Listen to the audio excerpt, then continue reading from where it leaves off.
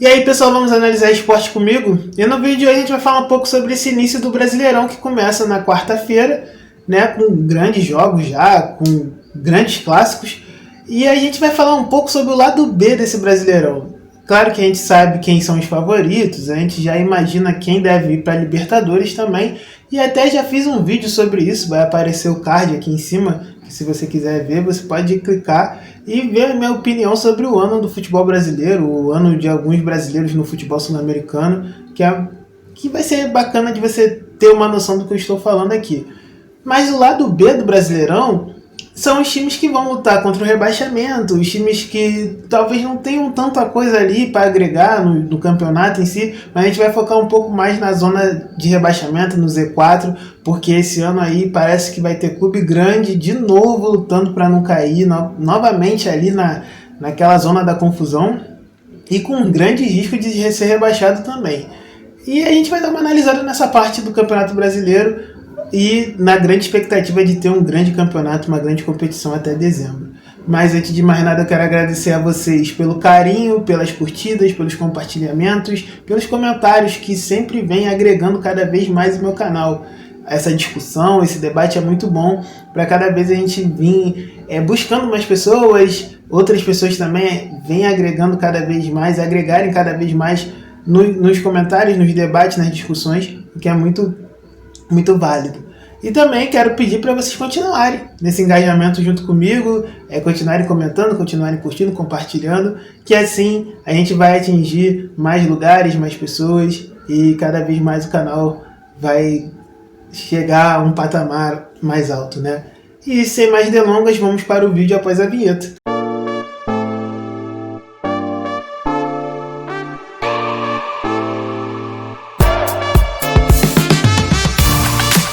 E aí, amigos, vamos hoje falar sobre um pouco sobre o Brasileirão da Série A, né, que começa na quarta-feira, voltando depois de aí um mês parado. Dessa vez, nesse ano, temos uma peculiaridade a mais, porque tem a Copa do Mundo entre junho e julho, né, em 2026, e o que isso afeta o calendário brasileiro? A CBF, de forma inédita, adiantou o Brasileirão para o início de janeiro. O campeonato começava entre março, abril, ali, e até dezembro. Esse ano vai entre janeiro e dezembro, porque no meio da temporada vai ter a pausa para os jogos da Copa do Mundo, então não vai ter campeonato, não vai ter nenhum jogo durante a Copa, o que é muito importante, até porque muitos dos times brasileiros terão seus jogadores em jogos importantes na Copa do Mundo, como o Flamengo, por exemplo. O Flamengo, se tivesse que jogar durante a Copa do Mundo, perderia praticamente quase metade do time, né? Porque a gente tem ali o Uruguai, o Arrascaeta, que joga a Copa, teria jogadores da seleção brasileira como Alexandro, o Léo Ortiz também, que é um selecionável, né? E tem outros caras ali, outros jogadores que podem jogar, como o Plata joga na seleção do Equador, e entre outros times também que perderiam alguns jogadores importantes nessa fase, que é importante, né? Em junho, julho seria ali a metade do campeonato para o início do fim. Então, assim, é uma parte onde o campeonato começa a pegar fogo e vai ter a sua pausa.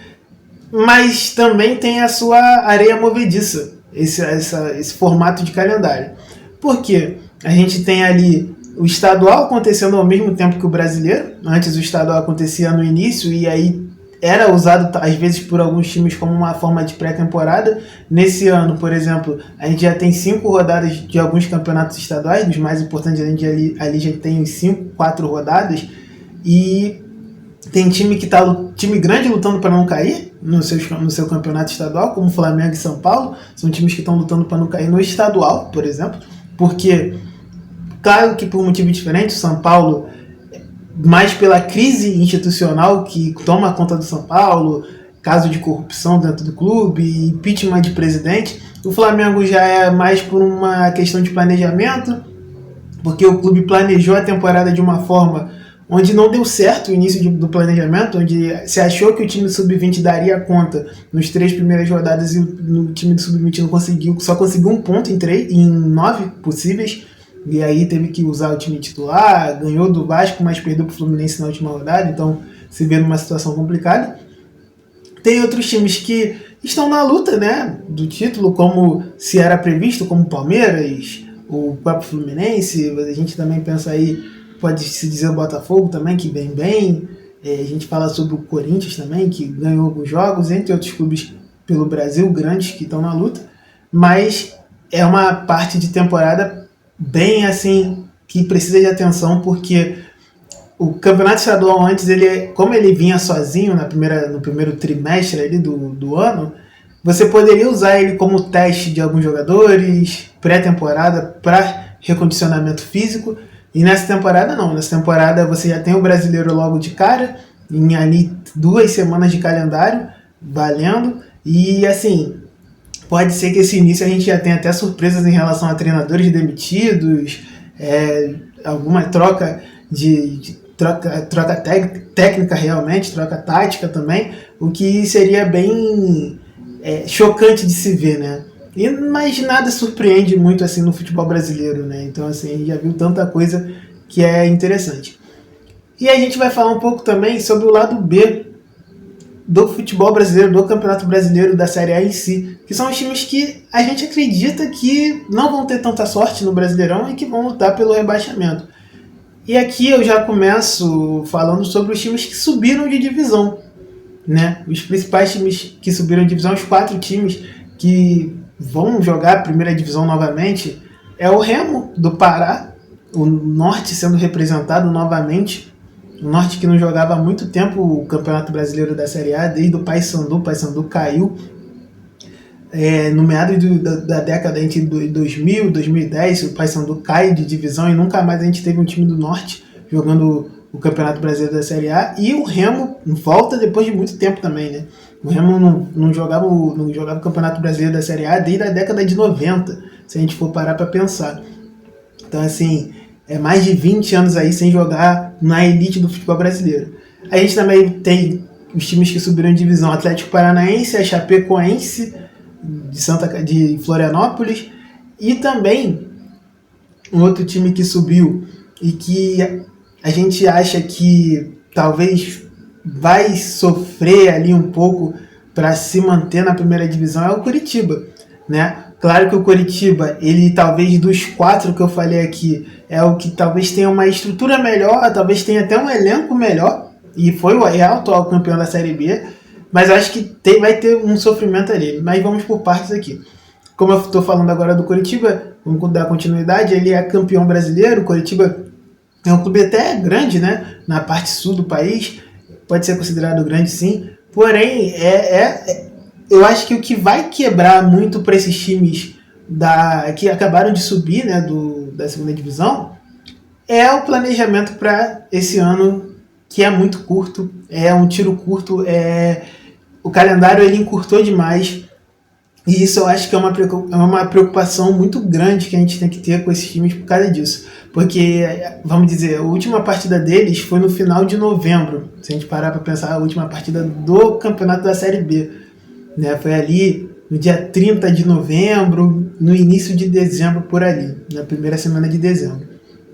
A gente tem exatamente 1 mês e meio, que aí começa o Campeonato Brasileiro, agora no dia 27, né? E assim, é muito complicado se pensar que em 1 mês e meio você conseguiu montar um elenco forte para a Série A, você vindo da Série B, e conseguiu sim ter o entrosamento dos seus jogadores ao ponto de jogarem no mais alto nível. Eles estão acostumados a jogarem num nível um pouco mais abaixo, e você subir um patamar, né, no futebol nacional, um escalão no futebol nacional, para jogar contra times como Flamengo, Palmeiras, Grêmio, o Vasco, entre outros times que são times fortes, que têm um estilo de jogo definido, jogo de intensidade alta, e você tendo que se adaptar a isso com o campeonato em andamento, talvez, né? Você não tendo uma pré-temporada decente, você não tendo um descanso decente. Então, assim, é muito complicado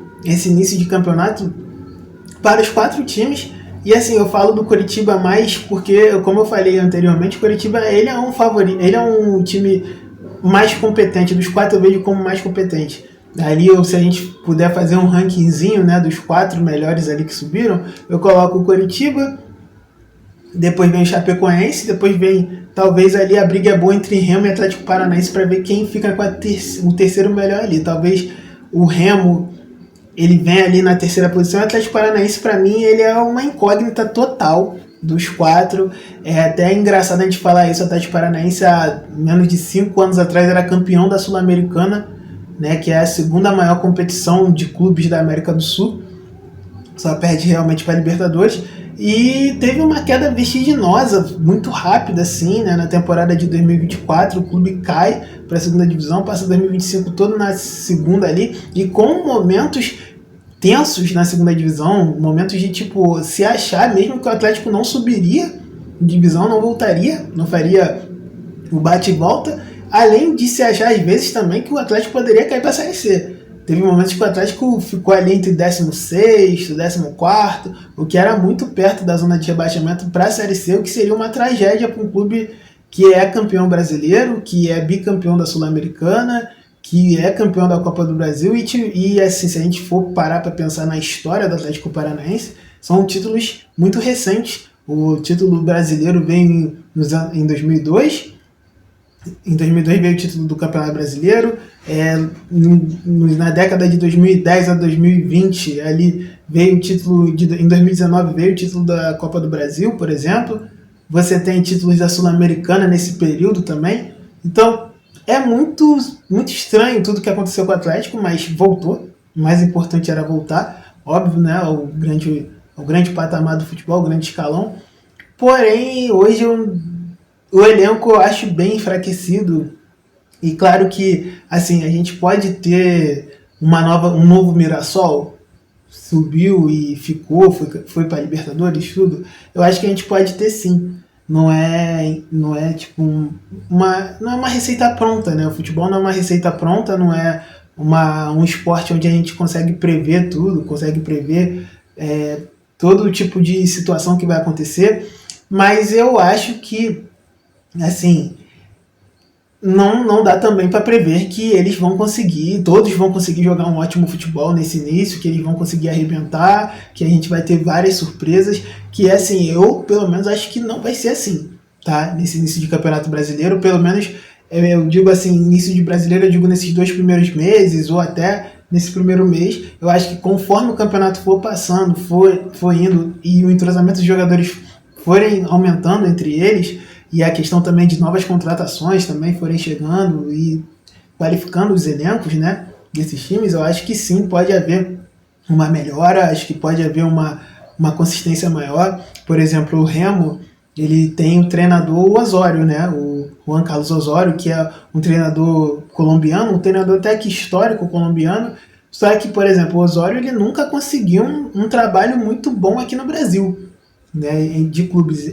Pelo que se parece, o Osório ele tem um estilo tático definido, porém o estilo tático dele requer muito tempo para você assimilar, para você entender. E será que o Remo tem esse tempo todo para ter a assimilação tática rápida? Esse que é um questionamento que a gente tem, por exemplo.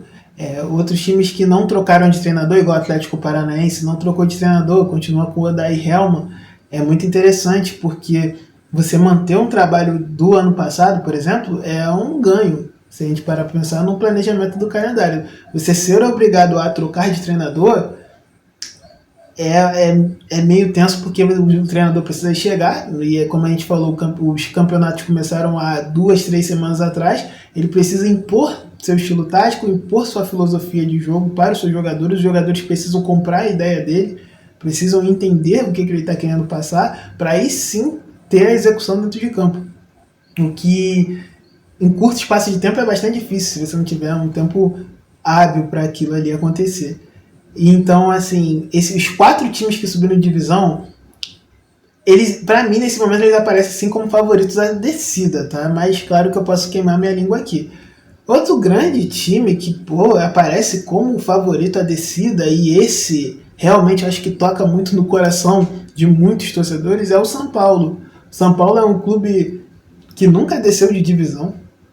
O São Paulo é um tricampeão mundial de clubes, ganhou 3 vezes essa competição, batendo Barcelona, batendo Milan, batendo Liverpool, só gigantes europeus, e ele pode se gabar por isso.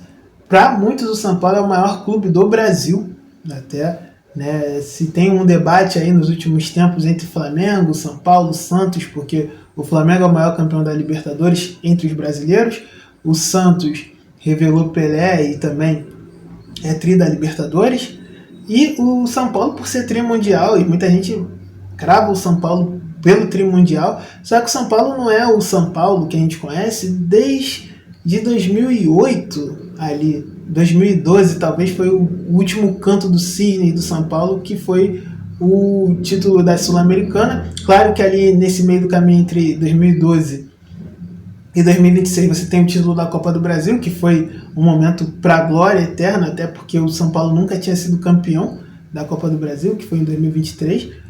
Porém, assim, se a gente for pensar o que era o São Paulo no início dos anos 2000, São Paulo era um titã no futebol brasileiro, né? O São Paulo foi tricampeão brasileiro seguido, né? E assim, um fato histórico muito forte para o futebol brasileiro, porque em pontos corridos isso é muito difícil no Campeonato Brasileiro, você ter uma hegemonia como o São Paulo conseguiu ter. São Paulo foi campeão em 2006, 2007 e 2008. E por pouco bateu muito na trave de não ser tetracampeão seguindo em 2009, né? Porque aconteceu toda aquela arrancada do Flamengo, o Flamengo acabou sendo campeão naquele ano, até de uma forma inexplicável que o Flamengo foi campeão ali, porque o Flamengo lutava até para não cair, né, para a segunda divisão.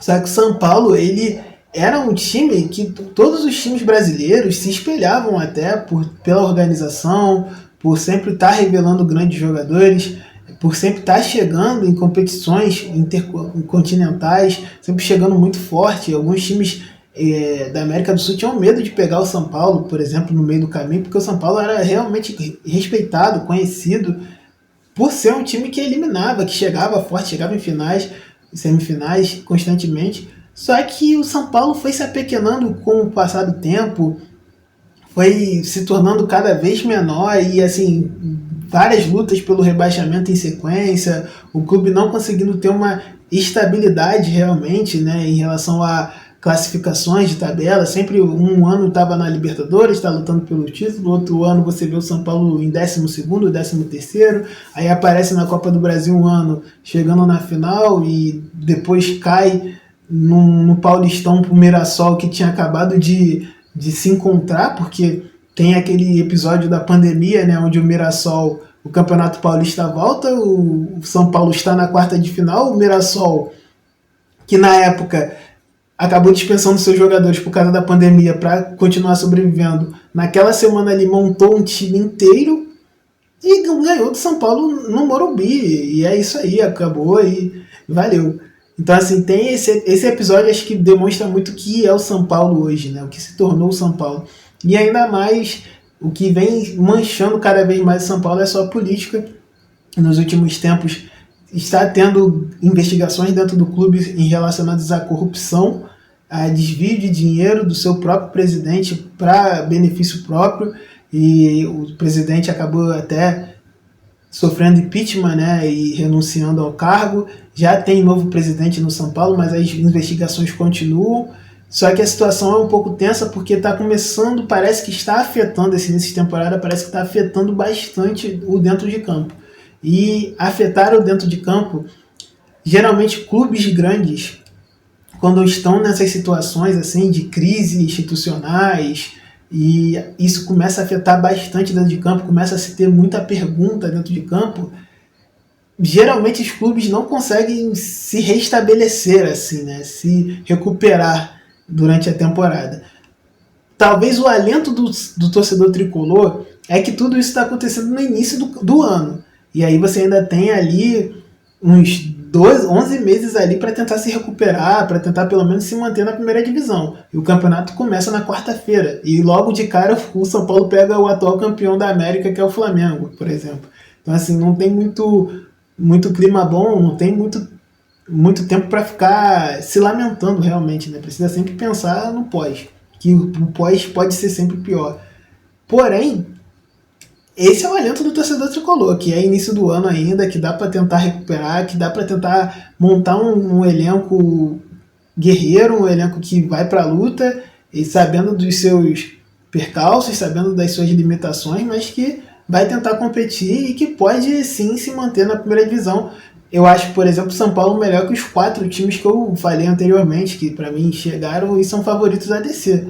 Mas ser melhor não quer dizer que você vai conseguir ser melhor, né? Você ser melhor no papel, eu falar aqui não quer dizer que o São Paulo vai conseguir sim se sobressair e não cair de divisão. Tem que tomar muito cuidado. Também é uma coisa que eu acho que precisa ser ajustado dentro do clube do São Paulo é a mentalidade da sua diretoria, da sua presidência.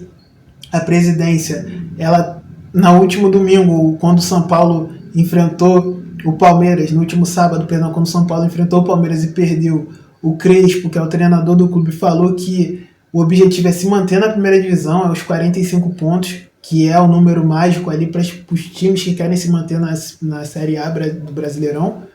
E o presidente, desmentindo o Crespo, já veio falando que para isso o São Paulo é muito grande para pensar nisso, só em se manter, tem que pensar em Libertadores. Ele está vivendo no mundo da lua, infelizmente, porque a situação não é essa. Você precisa chamar o torcedor para lutar com você. Precisa ser realista com o seu torcedor para entender qual é a situação. Que é os 45% é lucro. Os 45 pontos, perdão, é lucro.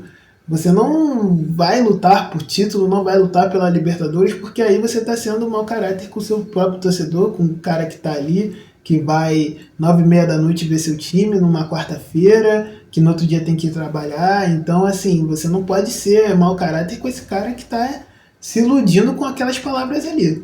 Então, acho que é uma coisa que o São Paulo vai precisar muito, é de união, é de um tipo de discurso um pouco mais realista, porque ficar só pautando pelo histórico, pelo grandioso Clube São Paulo, pela história do São Paulo, isso aí, hoje em dia, história não entra dentro de campo. Então, o São Paulo, para mim, também é um dos favoritos à queda, vou colocar aqui. Outro clube que é assim, o início de ano é até bom, nesse momento até me convence, tá? O início de ano, mas pelas expectativas, as perspectivas que eu tinha lido, né, antes de começar a temporada, o Internacional é um clube que lutou bastante para não cair ano passado, foi se salvar na última rodada, aliás, com uma combinação de resultado ali, e deu tudo certo pro Inter naquela rodada ali do Campeonato Brasileiro, no dia 7 de dezembro. O Inter se livrou, era até talvez pra gente estar falando do Inter estar disputando a Série B nesse ano aí, e foi um caos ano passado o Inter tomando goleada de Vasco, perdendo para São Paulo, e era problema no vestiário, teve que chamar o Abel Braga para salvar nas últimas rodadas. Mas só que o Inter, eu acho que é outro que tem que tomar cuidado com o seu discurso, com a ilusão do torcedor e com o que a diretoria propõe também para o seu torcedor, para os seus jogadores, porque o Campeonato Brasileiro ele é feroz.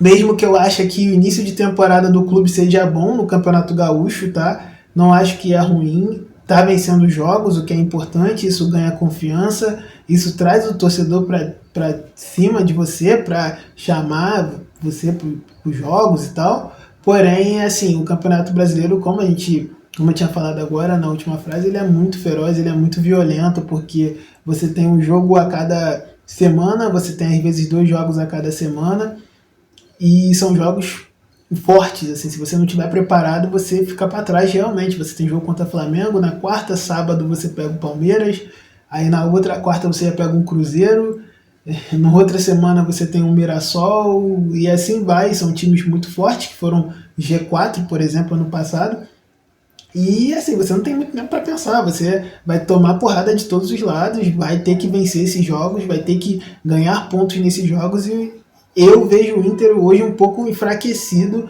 em relação ao que a história do Inter propõe para ele, e assim, eu não vejo perspectivas de melhora para o Inter assim, em relação à contratação de jogadores.